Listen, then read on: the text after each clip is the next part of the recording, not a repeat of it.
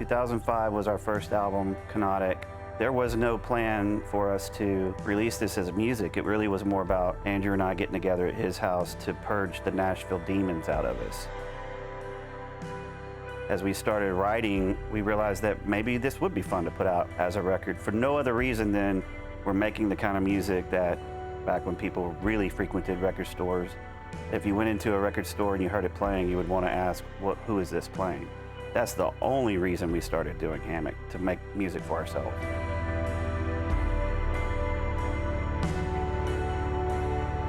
So the Nashville scene, especially at that time, was really limited to music being more of a product than it is about a creative outlet. And that's fine if you're into that, but we aren't.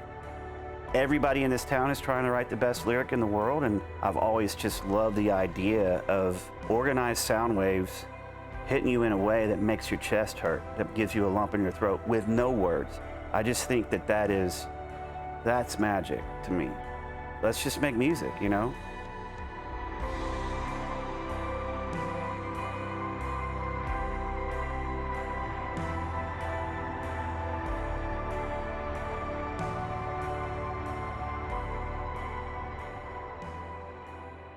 Not having a linear story going throughout allows people to use this music as more of whatever experience they're having in life. Getting messages from people that, hey, my dad died listening to your music. Hey, my kids were born while I wanted this to be the first sounds. Hey, we did some crazy drugs to your music. We had a meditation time to your music. Man, I listen to this when I'm watching the sunset and it makes me feel more alive. What's so great about it is that there's nothing clogging up their thinking. They can be present to their experience because there's not a narrative running through. I love a great lyric, but the magic of music is that it's almost like you're companioning somebody. A lot of times I will be pulling from my past, from someone who passed away or someone that I miss, or this kind of sense of loss, this sense of absence. When I'm playing and I'm picturing those people, it's creating this resonance that's passing through. And one thing that's universal is that we've all experienced loss.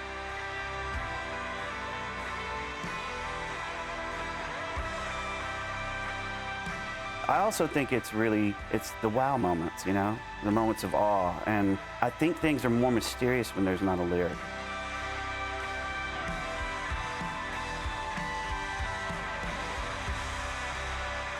I think impermanence is shot through our music. Just this inner longing for what? I don't know.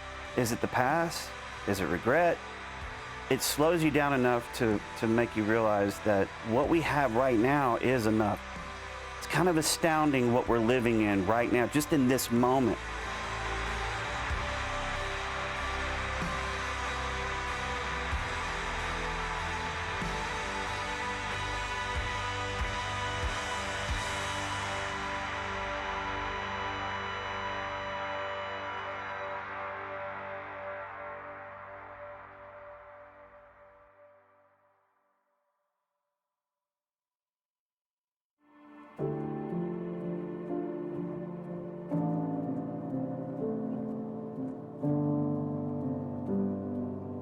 We both kind of wear so many different hats, and we end up like kind of producing and guiding one another depending on what is called for the song. It's different every time.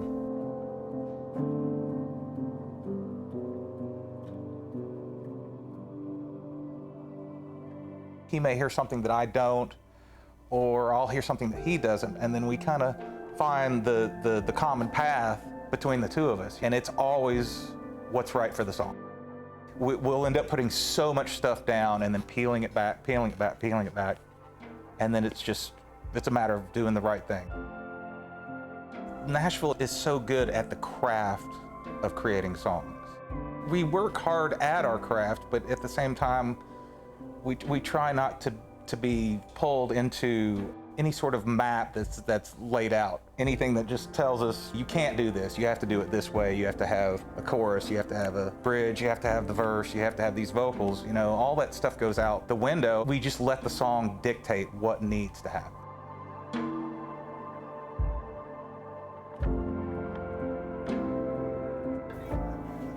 feels so good to be back in a room with other musicians and other creative minds. Like, you get great conversations, you get great drums, you know, you get all that kind of push and pull that comes with being in a band. For us, you know, we get that from one another. Yeah, right. See you later.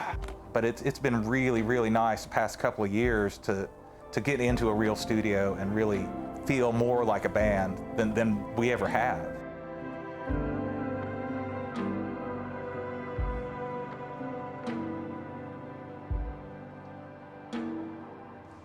And then if it's like wildly wrong, We'll just we can go from there. Yeah, we can. I don't know, I'll just go fuck myself. You know? Jake has such a musicality, and it's just natural. He gets kind of what we're doing. It takes very little for us to explain what we're going for. He kind of just gets it. He's open to suggestion, but he also comes up with things that we wouldn't think of ourselves that are way more musical. That was kind of the whole emphasis in getting back into the studio, is let's get some other objective ears and minds on this and really come at it from a different way than we have in the past.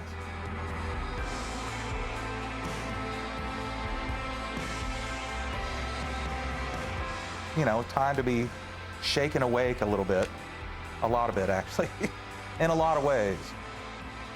We are in such a strange time. We've had so many people, and I'm glad that they have gained comfort from listening to our music. But we also want to make sure that, you know, that we all stay engaged, we all stay awake, we all stay focused. Just being a little more bombastic. It's good to be awake.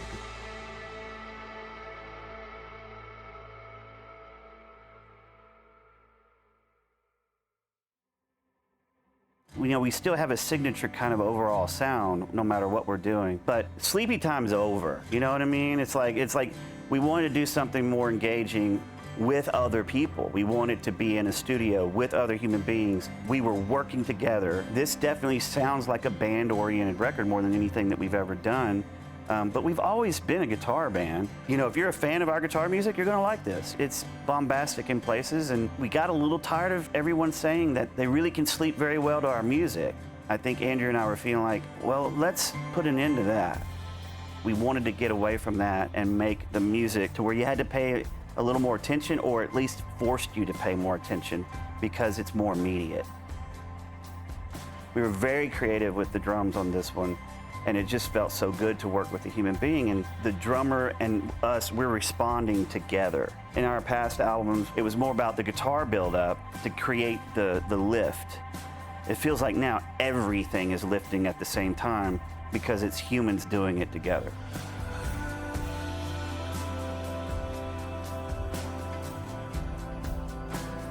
I hope that the people who have been fans of us for a long time, I hope that they're happy with this record. We're calling it Love in the Void not because it's this existential angst. It really is about you love in the void. So I'm hoping our music captures that kind of essence. In the midst of impermanence, there's still this thing that breaks forth, whether it's love, random acts of kindness, or music. It can be scary. It can be the very thing that motivates us to be better, to be kinder, to make the music we want. Our motives are really pure. I can honestly say that about Hammock. We make music because we want to make music.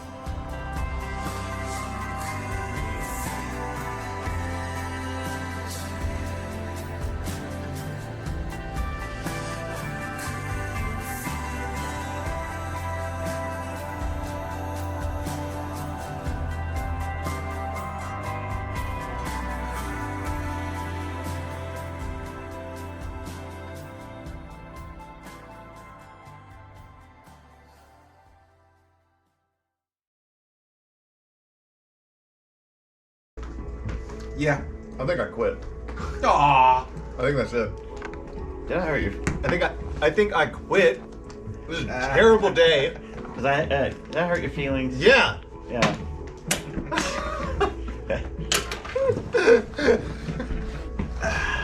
No, I'm kind of with you. I mean, I disagree, but You know, disagree, but I'm with it's your you. fucking band.